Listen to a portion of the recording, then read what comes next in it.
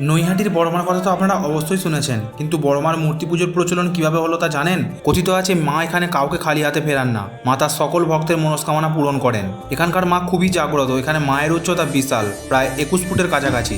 এজন্যই এখানে মাকে বড়মা নামে ডাকা হয়। কথিত আছে ভবেশ চক্রবর্তী নামে এক ব্যক্তি তার বন্ধুদের সঙ্গে নবদ্বীপে রাস উৎসব দেখতে গিয়েছিল এবং সেখানেই বড় বড় কালী মূর্তি দেখে তিনি অবাক হন। তখনই তিনি সিদ্ধান্ত নেন নৈহাটিতে এক বিশাল কালী মূর্তি করে তুলবেন।